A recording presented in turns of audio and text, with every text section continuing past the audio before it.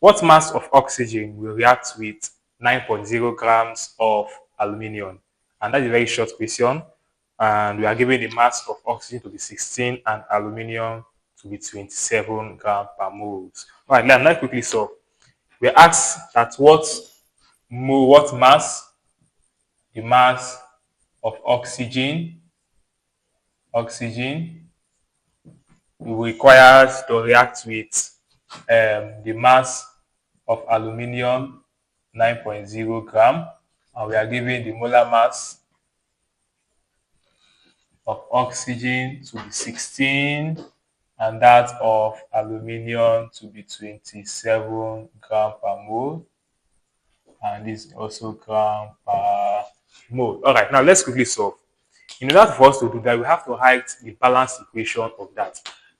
In that equation, or in that question, aluminium, which is in the solid aluminium, plus oxygen, oxygen is a diatomic gas, so it comes in pair. Diatomic means two. When aluminium reacts with oxygen, it forms aluminium oxide, and that's the formula for aluminium oxide. Now, if you look at the equation, you find that the equation is not balanced. We have 2 atoms of aluminium on the product side and only 1 atom of aluminium here. In order to balance that equation, let's simply place 2 aluminium here, and the aluminium is balanced, and the oxygen will place 3 here, and we find out that the oxygen is now 6, so we place 2 here, aluminium is now 4, and we simply place 4 here, and I think that equation is balanced. Aluminium 4 and oxygen 6. All right, the equation is now balanced. Now, if you look at the equation here, we are asked how many of aluminium we require, the mass, and we know that mass is equal to number of moles times molar mass, right? And that's the formula for mass. But in this case, we don't know the number of mole of oxygen, but we know the molar mass of oxygen to be 16, right? So if we are not to do that, we don't know the number of mole, but we can calculate for the number of mole of oxygen to aluminium. Now let's simply do that. In order for us to do that, the number of mole of aluminium is equal to, the mass of the number of mole of aluminium, which is equal to mass all over molar mass. And aluminium, the mass of aluminium given to us here is 9, and the molar mass of aluminium is 27. And 9 divided 27, if you do that, you simply have 0.33 mole. Now, this is from the calculation.